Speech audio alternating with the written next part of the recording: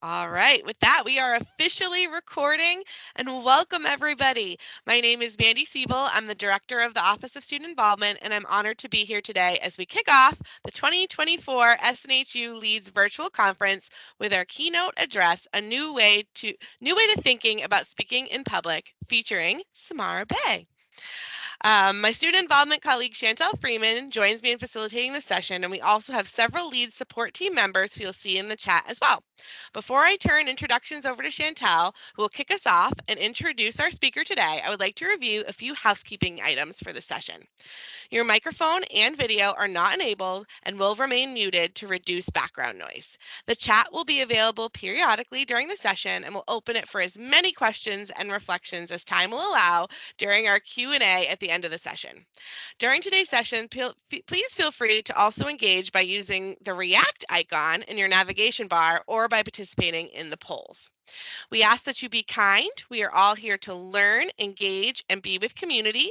Please do not photograph, screenshot, or record anyone in attendance. We ask that you also refrain from sharing any offensive content or using inappropriate language. Thank you for your cooperation. Teams also has the ability to provide live captioning. If this is of interest to you, click More in the navigation bar that has 3 horizontal dots, then Language and Speech, and then turn on live captioning. This webinar is also being recorded. There is no obligation to use the chat at all, your camera or your microphone for participation in this session. Samara, if you could advance to the next slide, please, that would be great. Perfect. I would now like to take a minute to introduce and share SNHU's access and accommodation information, which serves as a reminder of the resources available for our SNHU community members. Your experience here at Southern New Hampshire University is important to us. It is our policy and practice to create an inclusive and accessible learning environment, and if there are any aspects of the design or delivery of our virtual events that present barriers to your accessibility, please notify one of the following. For online students, the Online Accessibility Center by emailing oac@snhu.edu or by phone at 866-305-9430. For our campus students, the Campus Accessibility Center by emailing cac@snhu.edu or by phone at 603-644-3118. And finally, for SNHU staff and faculty, our Human Resource Office by emailing hr@snhu.edu. I would now like to turn it over to Chantel for welcome and introductions. Fabulous. Thank you so much, Mandy. So loving all the buzz in the chat. Welcome, welcome everybody. Thank you so much for joining us for the 10th annual SNHU Leads Conference. So as Mandy mentioned, my name is Chantel Freeman and I am one of the Associate Directors for our Office of Student Involvement. And I also get to co-chair the 2024 Leads Committee with Mandy, who you all just had the pleasure of meeting. So on behalf of the entire Leads Committee, many of who are in the chat, we're honored to be with you all here today and excited to kick off this 2-day SNHU Leads experience. So this year, as you all know, we've invited the SNHU community with an invitation to build confidence and speak up in an often crowded digital world with the theme Find Your Voice. And truly, we can think of no better way to kick off this important work than with our 2024 keynote, best-selling author, speech coach, and thought leader, Samara Bay, who I now have the pleasure of introducing. So you see her right on here on your screen. So Samara is a sought-after thought leader and speech coach, changing how power sounds. Her clients include C-suite execs and public figures, moms returning to work, students who want to make a difference, healthcare providers, political hopefuls, and Hollywood celebrities. She speaks on public speaking and runs workshops globally. In her best-selling book, Permission to Speak, Samara shares tried and true tools, engaging stories and hope. Her work has been featured in Time, the New York Times Magazine, Forbes, Fast Company, Glamour, Vanity Fair, Entrepreneur, CBS Sunday Morning, NBC's Know Your Value, The Tamron Hall Show, Netflix is a Joke, Slate, and the BBC. She has a BA from Princeton and an MFA from Brown and writes weekly for the Substack featured publication, How to Show Up, where you'll find guidance and community that's free to join. So Samara, without further ado, I'd like to turn the microphone over to you, our 2024 SNHU Leads keynote speaker. The floor is now yours. Thank you for that introduction, and hello, everybody. I have the version of this where I don't get to see the chat, so I'm super, super grateful for Mandy and Chantel to be, collecting it and also shouting out when there's things that I need to see in there. And I'm just so grateful to be here with all of you virtually. Hello, hello, hello. I can't wait to talk about a new way to think about public speaking. So to start us off, I'm going to invite us, me and you, into a third space. Wherever you are joining from, let's step into a third space. It's this idea from sociology that we all sort of behave a certain way at home, like within a range, but we know home us. And then we behave a certain way at work or at school. We know that version of us. And then there are these third spaces in our lives, bars and restaurants and nature and coffee shops, a lot of the places that quite frankly closed down during the pandemic, and we, I think, sort of grieved them in a way we didn't expect that we would. Third spaces, as Hamilton so delightfully reminds us here, is where revolutions have always begun. I think it's real that these are the spaces where we are less inhibited and where perhaps we're meeting up with friends or with like-minded folks. And as I wrote here, they're communal places to dream and to plot. The French Revolution famously got started in coffee shops. And this is an image of maybe your moms or your grandmothers participated in these consciousness raising parties in the 70s, where living rooms or social halls got elevated to the level of third space because something crackly was going on, something really, really exciting, where people were talking about what wasn't going right and what might go better. So it is the spirit of that I'd love to bring you into as we have our time together today. As I say here, and I mean it in my heart, you are invited in and you belong. So to get us started, some pop-up rules that support what I just said. Rule number 1, chat is encouraged. I hear it's happening already. I'm so glad. And use it as loosely as you want to in terms of asking questions, obviously, or making statements, but also specifically just responding. I can't see them, but you know what? Everyone else can, which means it matters when you say me too, or yes, or same, or I've never heard anyone say that before, and it resonates, right? It's like if we were all actually in a room together and I say something and someone else goes, huh. And then we're like, oh, somebody just hud. And then other people are going to go, huh. And then we're like sharing a feeling, right? So let's try for that in the chat and just know, I mean, not to be ridiculous because I wrote a book called Permission to Speak, but you have permission to speak. Second rule, bring mischief in. So I think this is under that idea of a third space. For me, mischief is this delightful word that captures the spirit of 2 ideas. 1, play, right? So we know little kids have an incredible access to play, and then the older we get, the more that is sort of socialized out of us, and we have to actually decide, I will be silly today. I'm going to wiggle a little bit. I'm going to think fresh thoughts. I'm going to use my imagination, right? I mean, I literally can't see you all right now, but I'm using my imagination as fiercely as I can to imagine that we're sharing space together and that we're nodding together and that we're having a moment.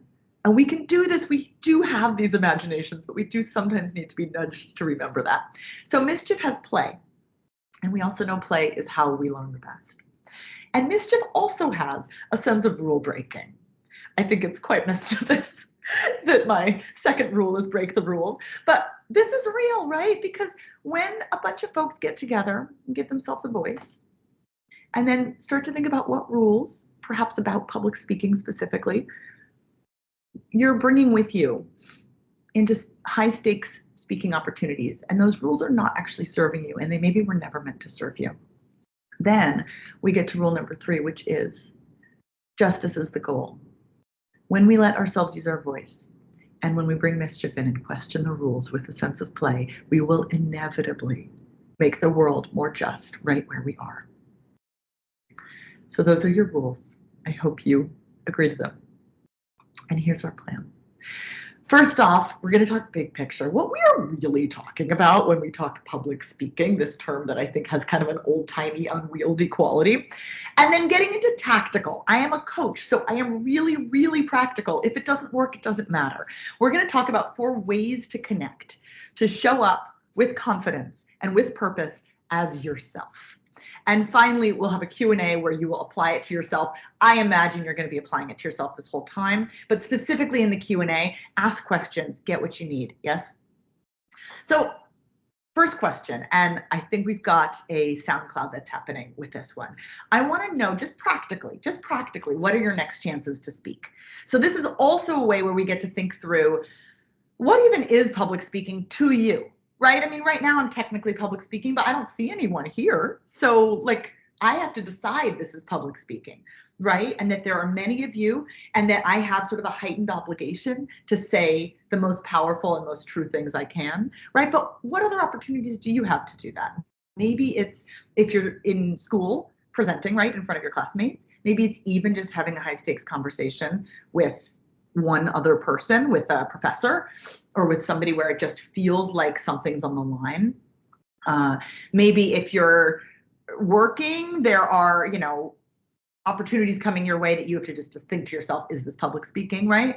But certainly when we're pitching our take, when we're pitching any idea, when we're pitching ourselves for a new job, right? That act of pitching is another way of saying self-advocacy.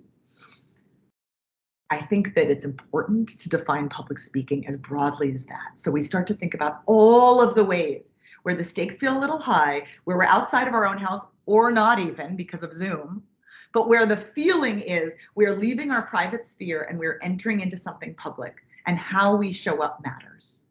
And this is also obviously how we interact with social media, how we make videos, how we make content. So is there some answers to this question that I'm not seeing?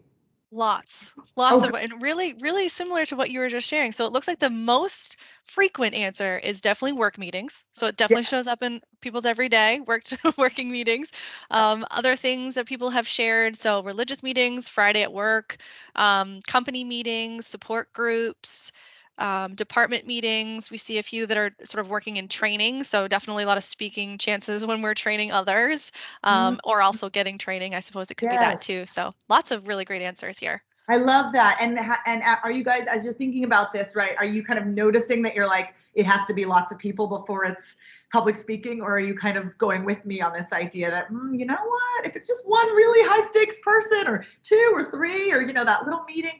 And the other thing that's interesting to think about is some meetings where we're speaking up, we're just saying like, oh yeah, I do have the minutes from the last meet, right? And some it's like, oh, it's my turn to say that thing that's close to my heart.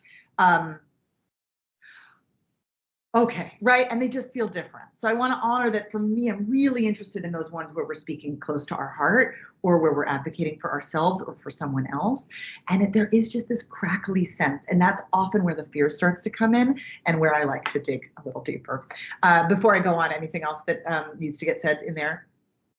No, no, very comprehensive. Lots of really great. I love it. And also, I'm so glad that you guys are seeing each other, right? Because it really does help collectively to start to come up with all of these different ways that we're using our voice, and just honor all of them. Like, they're all real, right? It's not like, oh, you're talking to one other person, so that one doesn't matter, right? If your body is having a reaction, it's real. And then connected to that, how do you feel when you think about them? Many of us have perhaps an element of excitement, but otherwise, most of the other words that tend to come up to try to describe what our body is doing when we're thinking about our high stakes speaking opportunities are negative. So let me know what comes up for you. But certainly nerves, I hear a lot, and feelings of smallness, feelings of worry, feelings of, on some deep level, I'm not doing it right. I hope no one notices. Why can't this be easy? Why can't I do it like everyone else? Why can't I hack it? Let me know if anything's coming up there. Exactly that. We've got the biggest one here is for sure nervous. A lot of nervous, anxiety, pressure, but a lot of really, important descriptors too. Imposter syndrome, sweaty, not yes, good. oh my gosh, actually, I'm just going to go to this. Look at this. Come on.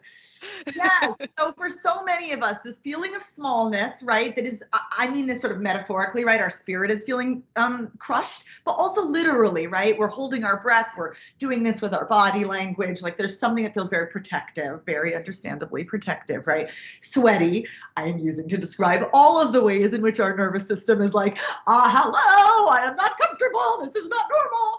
And then salesy. I really want to honor this part of it too, because especially if we're talking about promoting ourselves or pitching any idea, or as I say, self-advocacy, there is this tendency many of us have, because of the world that we all grew up in, of worrying that we're going to come across as salesy. So we're not just saying, I have a great idea, but I have a great idea, right? And even if we don't think we do that, we worry that people are going to see it that way. And that is a major part of like our own, most of our internal conversation as we prepare for speaking opportunities. So let's step into another approach. If that all feels very fear-based, I love talking about showing up, the spirit of showing up, which is more than merely arriving, right? More than merely pressing go or pressing play, but something else. So I'm capturing it here as bringing your spirit, whatever that means to you, something that has a twinkle in the eye, bringing your weird, the way in which you are truly unique, what you love and what you're obsessed with, and what makes you excited and what makes you not excited, and what direction you want to go in and what your values are, your weird, and your heart, what you care about, how it makes you feel when you think about it, how vulnerable that might make you feel. And by vulnerable, I don't mean that there has to be tears, right?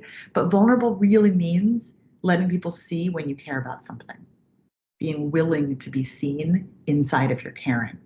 So showing up to me means that you're bringing your spirit, your weird, and your heart with you when you speak about what matters to you.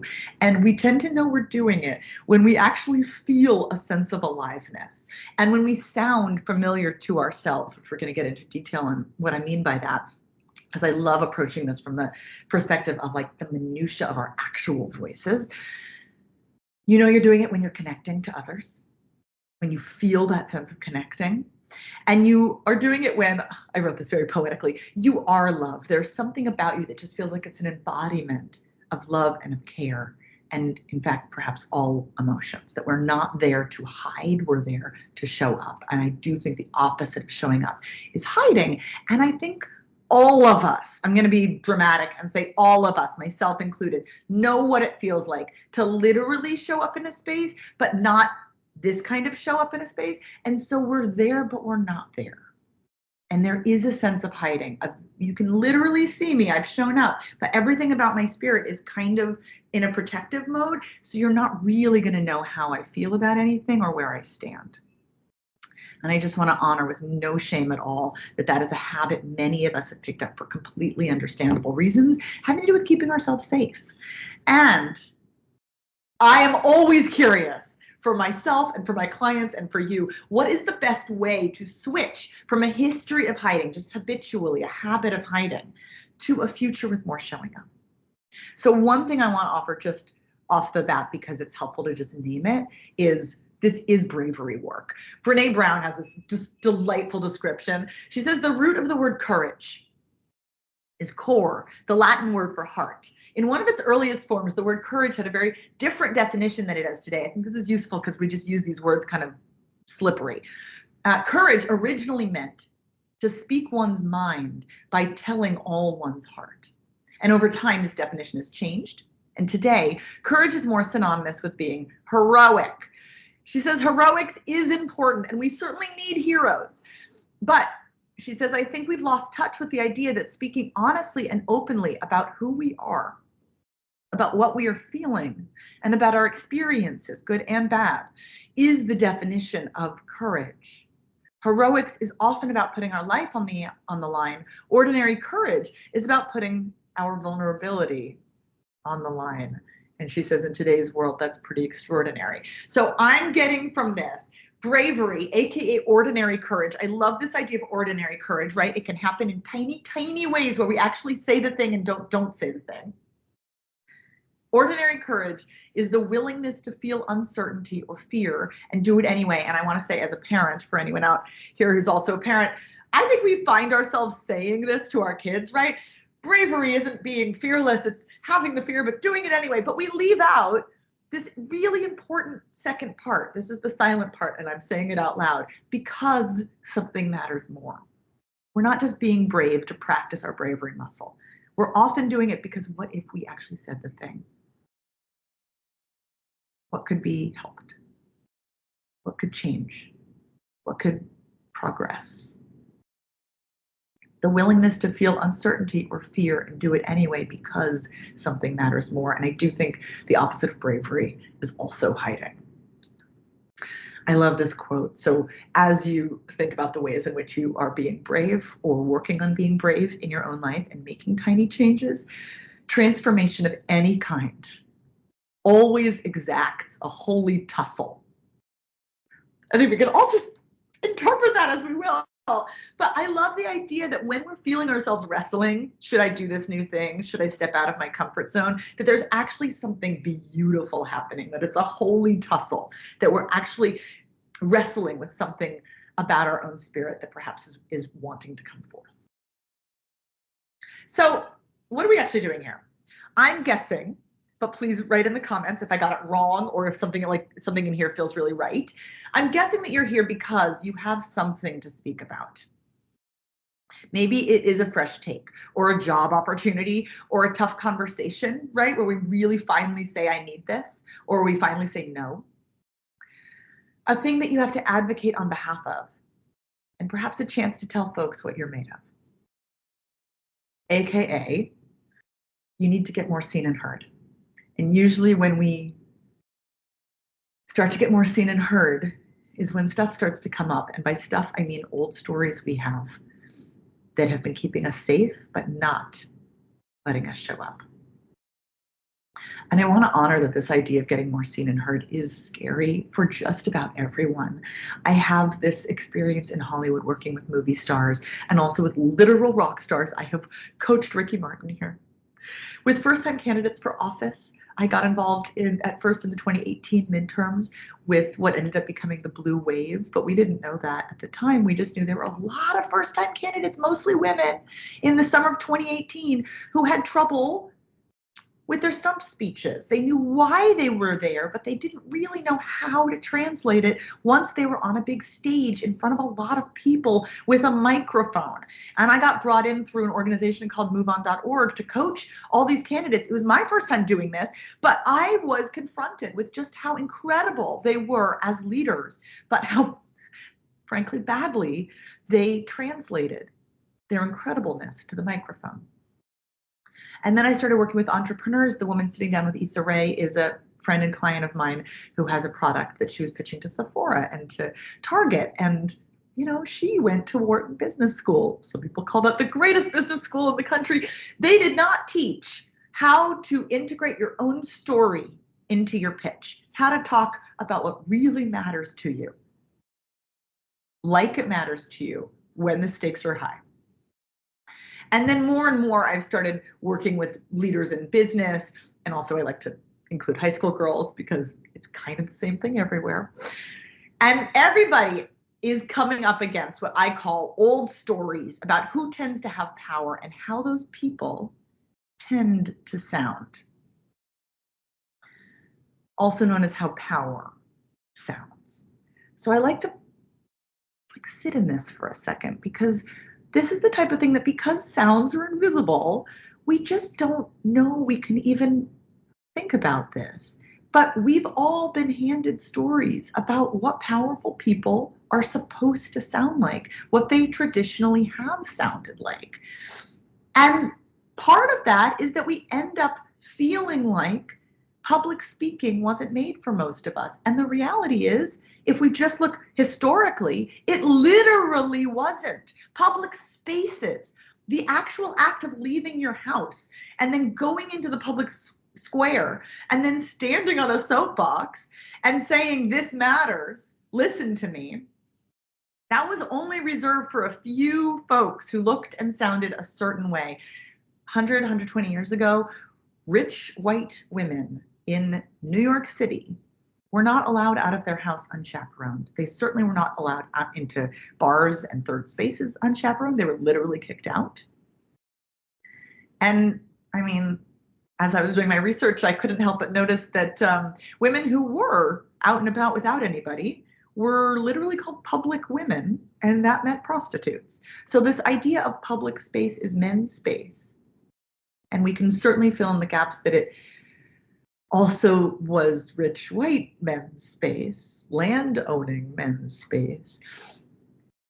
It's real, and that history lives in our bodies in ways I don't think we really honor. And so to get really, really granular here, right? If you're a woman, if you're a person of color, if you're an immigrant, if you're the children of immigrants, if you're queer, if you're young, if you think of yourself as a justice advocate, if you feel like an outsider in any way, a free thinker, a rebel, a dreamer, an introvert, if you're a new mom going back to work, if you have ever been told that you're perky or playful or gentle, we do not get the signals, and our parents didn't get the signals, and our grandparents didn't get the signals that the public is a safe space for you to speak on your own convictions. And even though 100 years ago, 120 years ago might seem like a long time for you, it wasn't for your grandmother.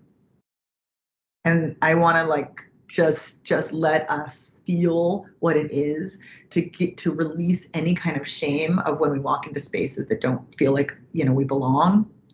Yeah, that's because that story lives in us and that stigma lives in us, and we're allowed to just know that. And the definition of who does have sort of a public voice or the old sound of power is relatively narrow. I picked some absolutely lovely guys. I have nothing wrong about any of them. I mean, I'm not here to, demonize Tom Hanks, for God's sake. I am not a monster. But I do want to honor that it is easier for some folks than others. And specifically, if you've ever wanted to know, how do I try to come across as the type of person who's going to get taken seriously? You might Google how to sound more authoritative, and Google will tell you in, as you can see, half a second. 4 out of 5 of these are voice related. The first one is not, it's just look confident. So we can also guess what that means. I don't know. I think there's like a wideness, right? And like a puffness. But then the rest of them are all vocal. Lower the pitch of your voice. So if you happen to talk with a higher pitched voice, which by the way, all women have shorter vocal folds, and just like a string instrument, the shorter it is, the higher your pitch. It's just science. So you may have thought, well, I should probably try to lower my pitch to sound like what Google tells me authority is supposed to sound like. And really for anybody, no matter your gender, there is this idea that people may think that you seem young. I think a lot of us have been told that. And so we think, well, a quick fix is to lower the pitch of our voice. And this may not even be conscious. And you may not have ever, actually Googled this. And yet we've been getting these messages our whole life. Stronger emphasis. I feel like this one means like making sure that you punch the ideas as you talk about them. Already I feel very bro-y. And then the next one, vocal tone, which inflects down at the end of sentences. So for anybody who's heard of upspeak, that's going up at the end of sentences as though you're asking a question when you're really making a statement. So like, my name is Samara, right? Which, to be fair, does mean my name is Samara, and also it's an unusual name. Have you heard it before? Do you need me to say it again? My name is Samara. But according to the internet, that is wrong. Credibility, you will never be authoritative, right? So vocal tone, which inflects down at the end, making sure that everything you say is not open for debate, right? Really putting the period on your thoughts. You can see that although perhaps this works, it is also a pretty narrow definition of a way to speak.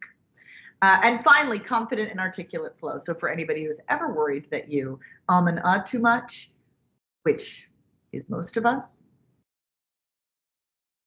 This is why, right? There is this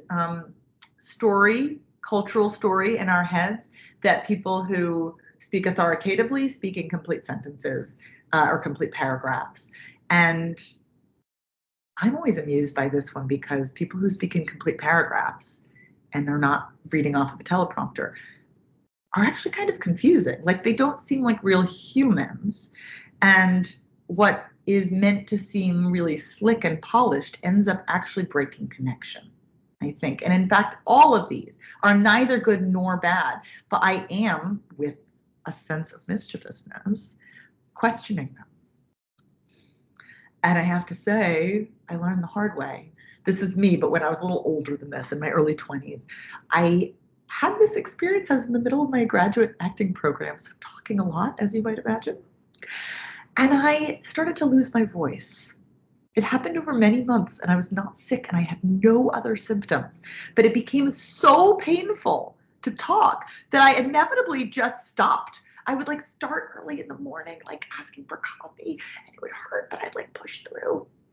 And then by midday, by mid-afternoon, I was like, and I was in Providence, Rhode Island, if anybody knows it. And I imagine it's somewhat similar in New Hampshire. Dead of winter, it's chilly. I had tea late at night that did not look as Pinteresty as this lovely tea right here. And I would have the blanket on me and I would be this squirrel, just having this existential moment of why? What is my voice trying to tell me? I had been going to class at that point for months, like a ghost, because when you don't talk, no one looks your way, no one cares what you have to say. I finally got myself to an ear, nose, and throat doctor, and they took photos of my vocal cords. I have opted to show you an artist rendering instead of the actual photos because they were so horrifying. But for anybody who's had this experience, I got a camera up my nose and down the back of my throat. It's a very unusual feeling. And I felt the camera down there and it took a photo of my cords and we got this back. And it was totally obvious that I had the beginnings of what it says here, vocal nodules, little blisters on both sides of the vocal cords. And I have to say, I got back to class on the day that I got this diagnosis, and the gentleman who ran the whole program stopped everything in front of everyone and said, "So, what's the diagnosis?" And I, as loudly as I possibly could, I said, "Vocal nodules. I have to go on vocal rest for a few months."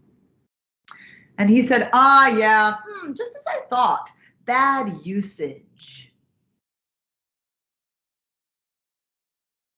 It's such a weird phrase, right? It's not like it even has any cultural significance, but I knew what he meant because of how he said it, bad usage.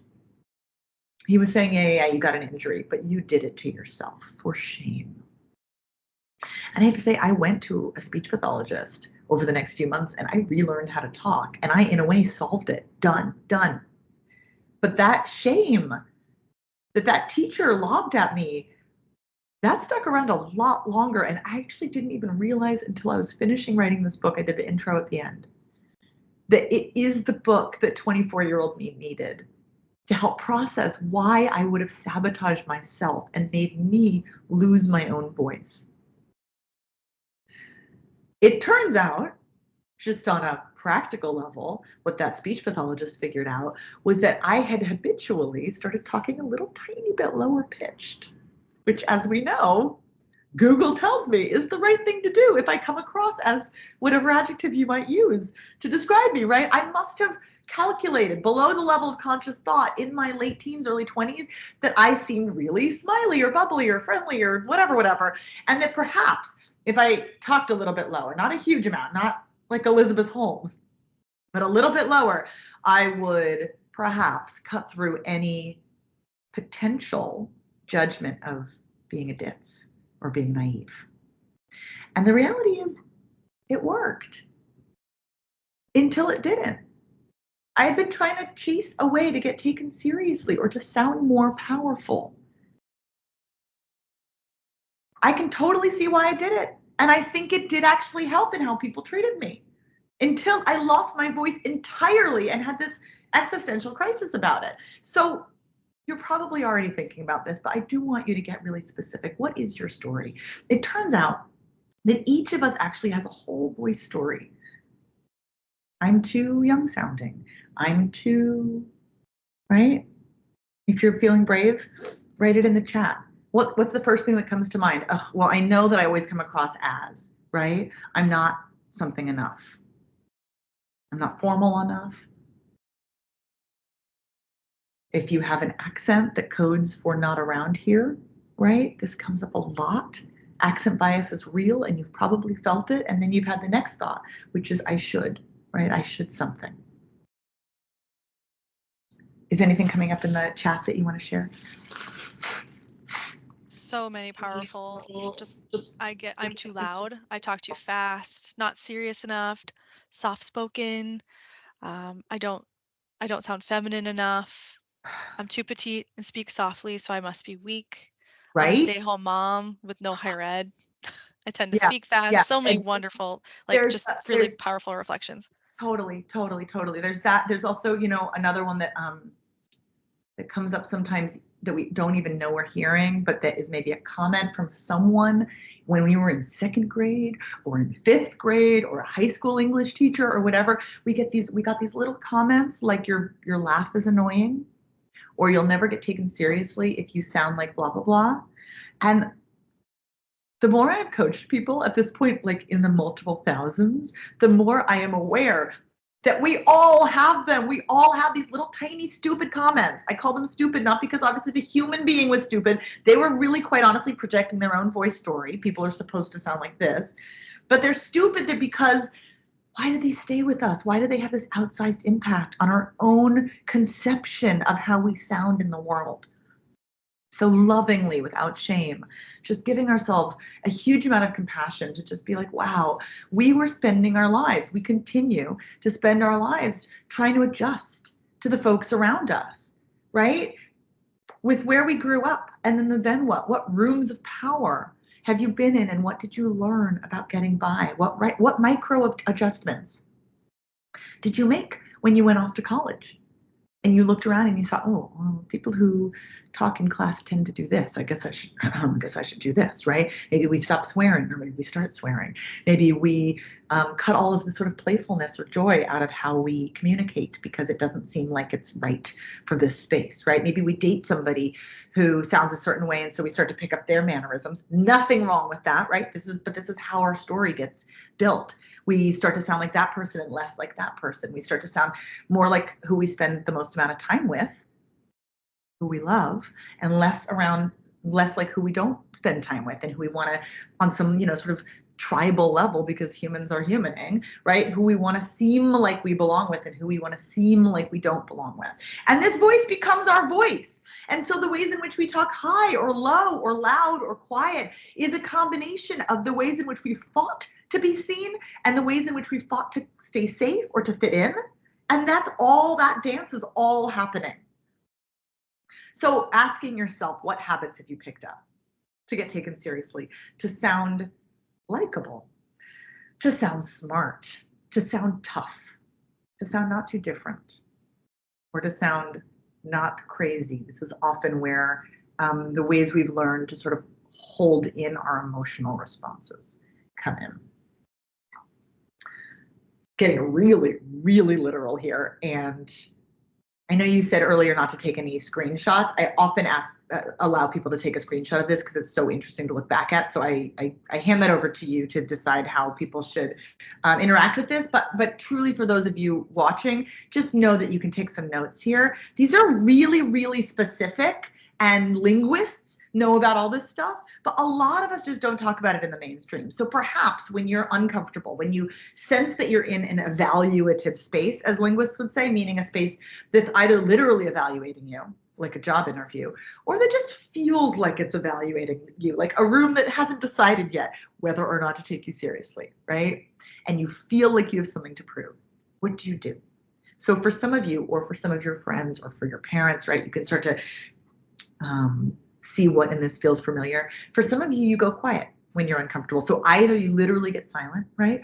Or you just don't totally speak on your voice. So instead of like a fully breathed in supportive voice, it's like this kind of equality. So you're like, I'm just offering a suggestion. Like, if you don't like it, you know, did I even say it? So that's going quiet when you're uncomfortable. Sounding disembodied or generic. I think of this as like a little generic monster, little monster on your shoulder that's like, well, you don't know how to do this, right? But someone else does. And yeah, you could probably pull off their kind of way of doing it. So then you get, you know, like what you guys did this morning was so beautiful, and I just want to honor that, because your introduction, I mean, because I've been to so many conferences, and especially when we're all in a shared space and the person gets up to do the opening announcement and they say something like, welcome everybody, I'm so glad you're here today. I hope you got coffee out in the lobby. And we hear this, especially in corporate America, and it's like, person adjacent. It's like you're almost a person, but you're going disembodied or generic, right? I'll shave off all the weird parts of me and just sound like a kind of a person who's indistinguishable. Maybe this next one, your throat clamps up or you strain when you speak so the sound comes out raspy. For a lot of us, we've learned over time to use these muscles to just sort of tamp down all of our impulses. I think of it as a brilliant way to not get in trouble, but then it becomes this habit and we don't even know what getting in trouble would mean and how actually exciting it would be. And so that becomes this kind of feeling, yeah? Next one, sounding nice when all eyes are on you. Higher pitched customer service voice. I also think of this as Starbucks voice. For any of us who have been socialized as female or who have had a customer service job that relies on tips to get by, we have figured this out, right? It's a way of saying some version of, excuse me, your drink is ready at the end of the table.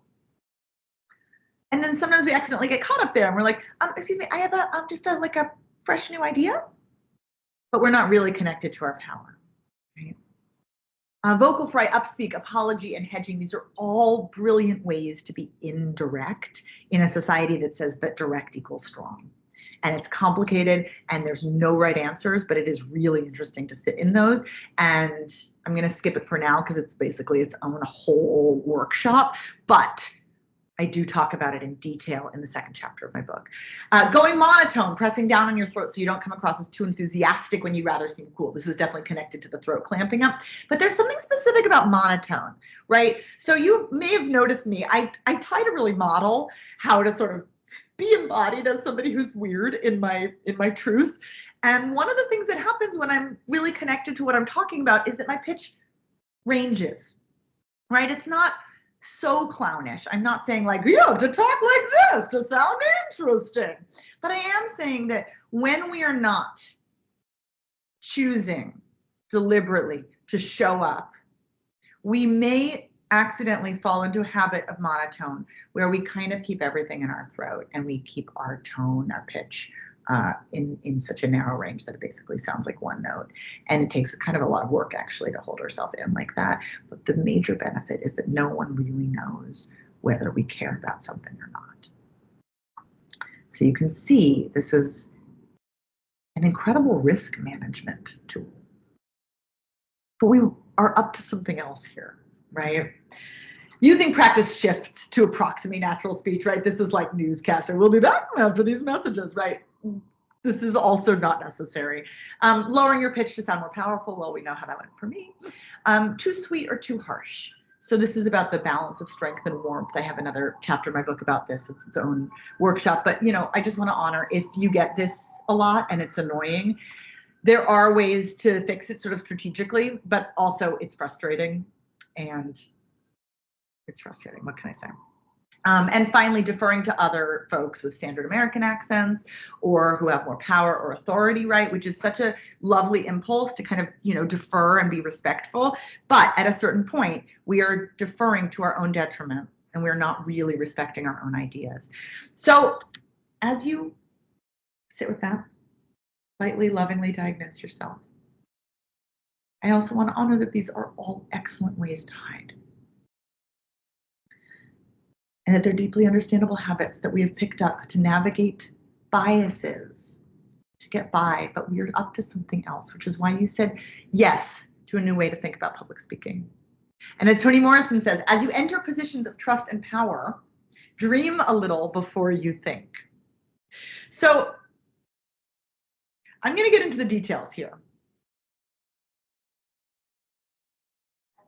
Skipping ahead to make sure that we get in the how.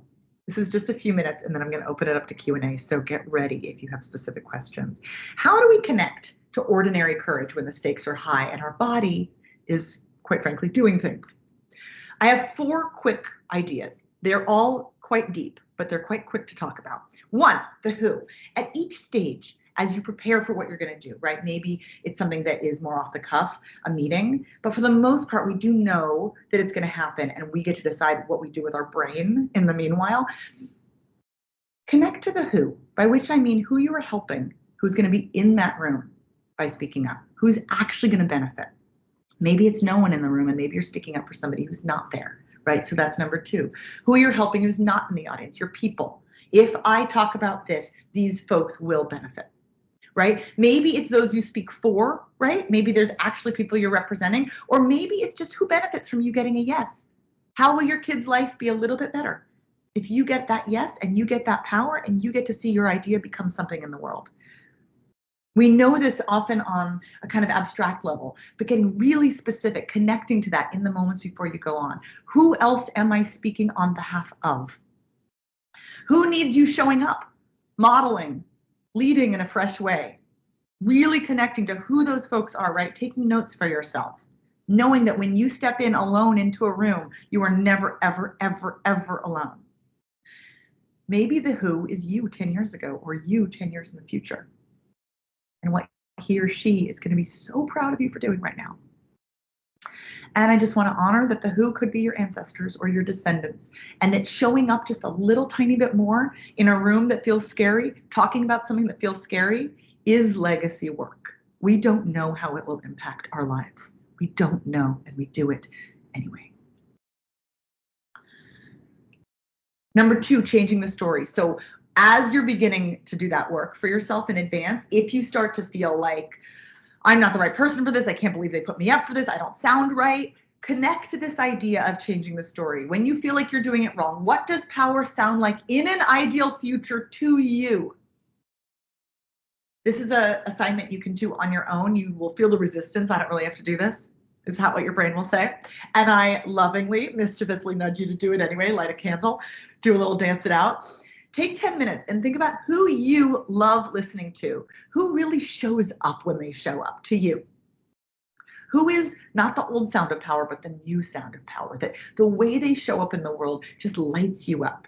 And maybe it's a politician or an activist or, somebody who goes viral because of something they say at a town hall, but maybe it's an artist, or maybe it's a TED talker, or maybe it's, fill in the blank, right? Somebody from your industry or a friend of yours who you just love how they talk. And this is not about emulating them, right? It's not like, okay, now I have to sound like them. It is allowing this list of people to give you permission to start to show up your way. Because as you think about each of them, they don't sound the same as each other, right? How much pitch range do they use? How much emotional connection? How soft, right? The person who said earlier, I'm small, I'm petite, and I'm soft, right? We get to redefine what power sounds like in the type of world we want to be living in. If we decide that for me, I really, really admire leaders who show up as soft, then we get to think the ways in which I am soft is a sign of the type of power I want to lead with. And I get to teach the folks around me. And they'll sense the way that I'm showing up differently, and they'll know. They might even know.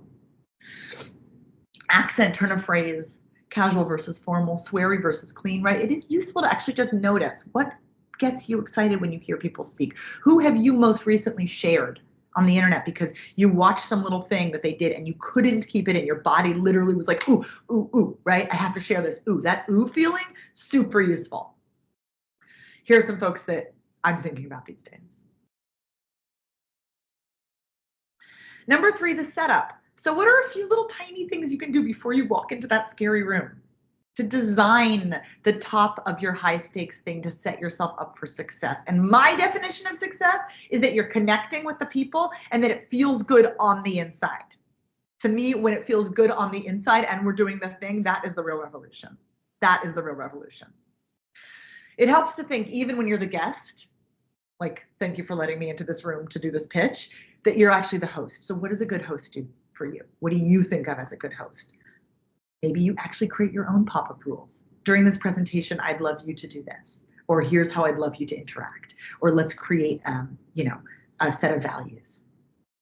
Maybe you are welcoming. I think it's an incredible power dynamic shift when you walk into a room where the other people have technically more power and maybe even a lot more money, and you need them to say yes to get the money. And instead of going, thank you so much, you say some version of, I'm really glad that we get to have this conversation together. And it's clear that what you're really saying is welcome. I'm welcoming you in. I'm speaking to your sense of belonging. Person who technically has more power than me, because you know what, we all need to be welcomed and we all need to be reminded we have a sense of belonging. This is like deeply human stuff. Maybe you do an ask of for a show of hands or something to signal the way you like people to interact with you, right? This is like, it feels on the inside like some huge dramatic leap, but actually everyone in a room is wondering, what kind of vibe are we going for this meeting? So if you say, right, this is why I said up top, like chat is encouraged. If you say, raise your hand at any point or save your questions to the end, you're really helping people, right? We feel this audacity of telling people what to do, but the reality is most people want to be told a little bit, what kind of a space are we in? How do we all behave inside of this space? I wrote here, not outboringing each other. There is this thing that happens, especially in offices, where somebody shows up and tries to be kind of like as like boring and low-key as possible, and everyone else is like, oh, so is that like the, okay, so yeah, that's what we're doing here. My invitation is to switch that up. If you notice somebody not really showing up and you're next, you don't accidentally pick up their vibe. You switch the vibe. You become a leader in that moment by switching the vibe. And decide they're choking. This is my shorthand for if you look out at folks and you cannot read them, or in my case, I literally can't see you, we get to really up our imagination work and just assume that we know CPR and someone is choking. Thank God we're here. It's a real mindset shift, and the more you practice it, the more it becomes second nature. The whole final chapter of my book is about heroism, because there is a really, really profound relationship we can have to the idea of being the hero, even when we're just sharing a little thing that's close to our heart. And finally, a warm up. So getting your body and your spirit and your voice to actually enter the room does require a little bit of something, and all of us have different bodies. So really knowing for yourself, well, when I run around the block, my breath starts going and I finally like feel like I'm back in myself, or a little bit of yoga or Pilates or meditation or dancing, quite frankly, right? Turning on music and dancing. As I say here, get your body awake, expand, right? Notice the ways in which you're feeling tight and that you can expand by wiggling it out or by stretching. Spine twists, shake like a dog, right? For anybody who has a pet, there's a reason that dogs do that shaky thing. And we are also animals. It really helps to switch our state from one state to another. And then notice our breath. Notice the way in which our breath is or isn't supporting us, that we're holding it in tight, bracing for something bad to happen, or releasing it and giving ourselves permission. And the final one I want to jump down to here is bringing to mind a juicy memory. This part I think we usually skip. And in the moment before we're about to go in and do something that's high stakes, we think, I hope it doesn't go badly. So my suggestion is the opposite. It will create a completely different chemical reaction in your body. To instead of thinking, what could go wrong, think instead, what is that moment when someone I really admire saw me, like really saw me? Maybe it was a text or an email or you heard it through the grapevine, but some moment where you felt really appreciated. Breathe that memory in. You can start to collect them, right? If your mind is blank right now, that is okay, but start to collect them. Maybe have 2 or 3 that feel really juicy. And breathe that memory in right before you go on, knowing that psychologists actually call this priming for permission. We are priming ourselves to create the conditions to invite ourselves in all of our weird. The idea of warming up is not just going like la la la la la, right? It's creating space for possibility. So here are your 4 things.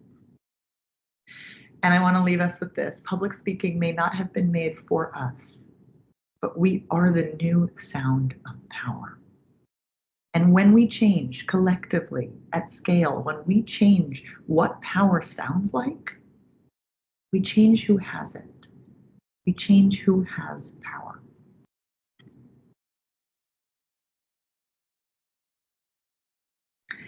If you want to follow me on the internet and have this conversation elsewhere, find me on LinkedIn, find the Substack, get my book. But also, we have a few minutes and I want to know what you need. Sending all the snaps. What a fantastic way to end that. Love it. So yeah, we definitely have some questions that some folks have asked during that we'd love to get to. And of course, if there's, we'll probably have a couple of minutes, a little bit over for anybody that needs to hop off, just to set expectations and make sure that I'm aligning with number 3 and having a setup here, so everybody knows what to expect. So in terms of some of the questions that folks had asked, so one of the questions that came in a little bit earlier was a great one. So this attendee has shared that they have something to talk about, but they don't even know where to start. So maybe looking for next steps and just how to be a professional like speaker somewhere. A professional speaker. Well, I think the greatest way is honestly friends, right? I mean, networks.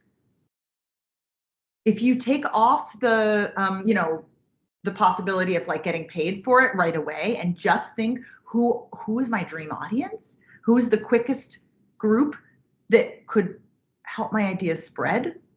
Who would be, it's like, I feel like there's like a Venn diagram here that I'm like working out as I say this, but certainly it's who's the easiest to get to, the lightest lift, meets who's the rightest audience for what I want to say and who will be impacted the greatest.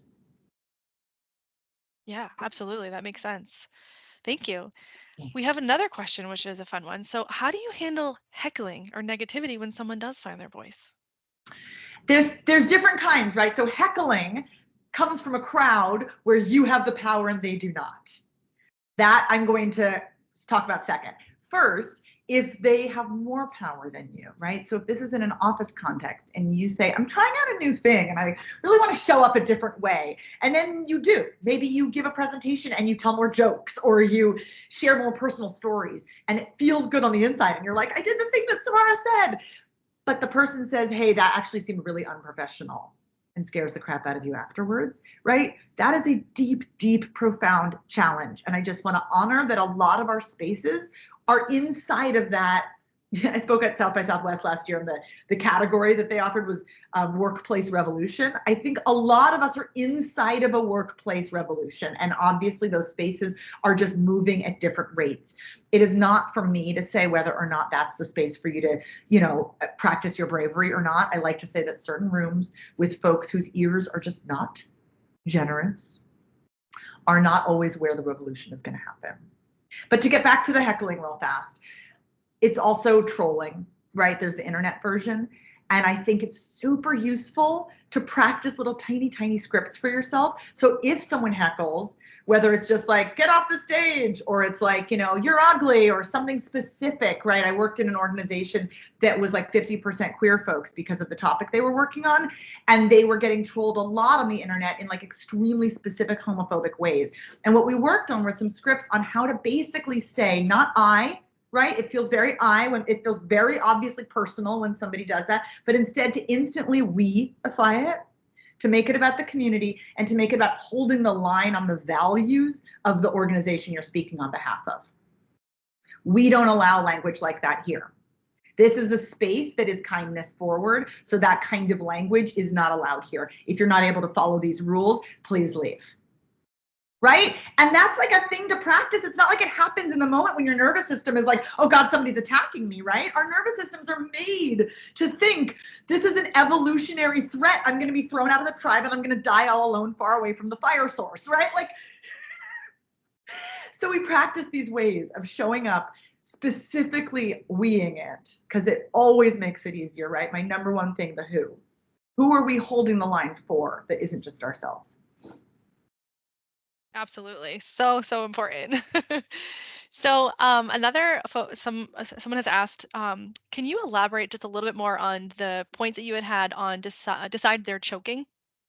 Yeah. So this is, there's one page in the final chapter of my book that I just love. I've read it out loud for a lot of the sort of book tour things I did. It starts with a reference to one of my favorite TED Talks of all time that you can all look up afterwards. Her name is Caroline McHugh, MCHUGH, McHugh. It's called something like The Art of Being Yourself.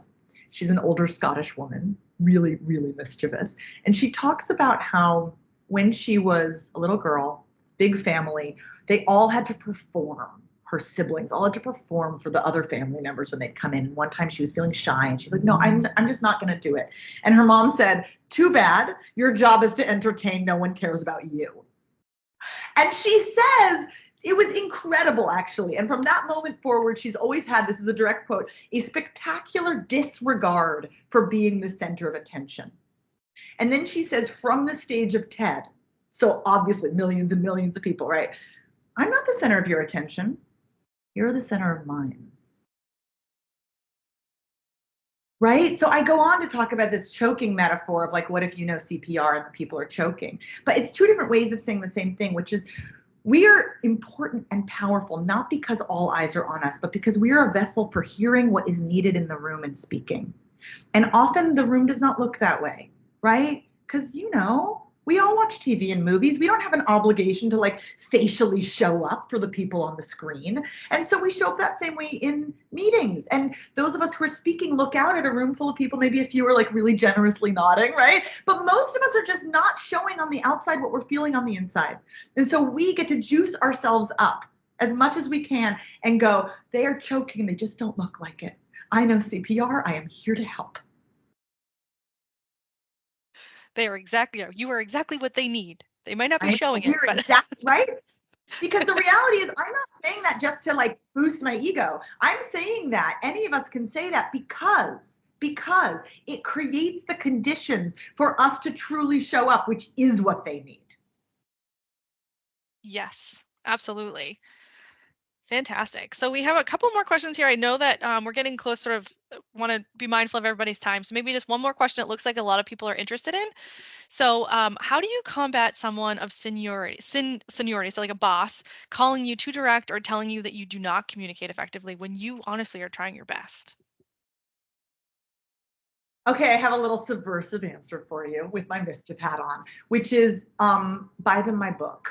And I don't mean this because like I get that many, I don't really get royalties off my book at this point, but because it starts a conversation about bias, about voice bias specifically, which no one has any training on. I'm beginning the process of creating some trainings for this under guise of leadership, because it is leadership work. But you know, part of leadership work is those of us who are maybe in the early stages or middle stages eyeing leadership, and part is those leaders who have a kind of a set way of showing up and who expect people to show up their way, and who often, because they're more senior, are just more old.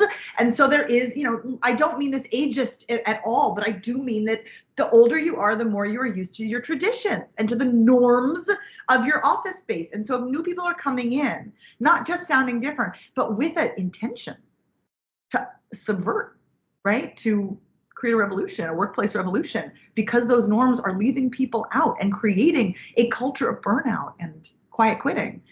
They're up to something. And these folks don't necessarily know that. And so that conversation can start on this subject of accent or voice bias. There may be some voice bias at play, is a phrase I like to offer people. You may need HR to be involved to have that conversation, but just to say, you know, there are different styles of showing up publicly, and I'm really interested in what the newer styles are. And then if they say, you know, I know our customers better than you do, and you're going to throw them off, this is the existential moment you find yourself in, right? How much am I willing to negotiate away parts of myself or of my values or of my interest, and how much am I not? And this is an ongoing dance that we're all doing in our spaces, and hopefully bringing people along and finding our allies and watching change happen slowly. And for those spaces that just don't feel like there's any change at all, there's a reason we're leaving. Absolutely. And that's what I was going to mention too. I feel like that's a lot, you know, as you're sort of doing some of that work, right? And figuring out, do your values align with where you're at? Sounds a lot easier than the actual work, right? That's a lot of heavy lifting. Right. And actually, maybe since that was the last question, to end it on a positive note. And I'm so honored to have all of you here, and you're still here 7 minutes later. I just want to say that it is leadership with a lowercase L, as I like to put it. Just this sort of, you know, squirrely, mischievous sense of leadership, to have that conversation with your boss, right? To And I want to also say this for those of you who are eyeing a career in entrepreneurship or who are already there, right? When we have a little bit of power, how do we want to spend it? What type of an environment do we want to create where somebody shows up speaking a little differently than we do, or a little differently than we've been told powerful people sound, and to notice our bias and have a second wiser thought, which is, I'm actually up to something here with them. We're up to creating a more diverse workforce and also a more diverse leadership force. And what if leadership does sound soft? And what if it sounds perky? And what if it sounds playful? Is that the kind of world I want to live in? Yeah, it totally is. Upvoted. Upvote. I love it. Well, that's a fantastic place to stop. And we have some wonderful, if you can't see the comments, there's some wonderful comments in there of just praising all of the different, tools and strategies that you were able to share with us. So thank you so much for sharing your gifts with us today. And I appreciate the validation of just being weird in our truths, Being weird in our truths. I love that. Somebody just said they left their job after so many years because it dimmed their light. Let's all let our light shine and notice each other's light and amplify it. And I did say that I have this Substack. I'm really pushing that because it's a great place to interact with me further for anybody here whose question didn't quite get answered. I'm over there, and I created that space because we need these spaces to talk collectively about this stuff and to feel each other's strength.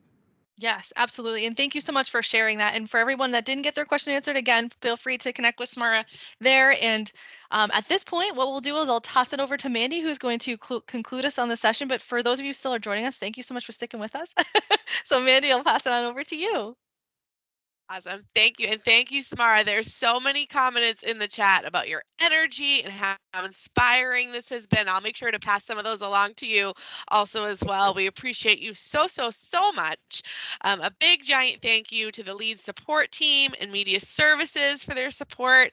A huge thank you again to our wonderful presenter, Samara, to all of you for attending and participating in today's session, taking time out of your day to do so. We hope that you'll click the link for the Leads virtual program. It's moving fast in the chat, but we'll keep putting it in there to explore other sessions that are available throughout the conference today and tomorrow. Our next session is at 2:15 p.m. We so hope to see you there. And thank you so much for joining us to kick off Leads 2024 with our keynote today. Thank you, everybody. Have a great day, everybody. We'll see you at 2:15.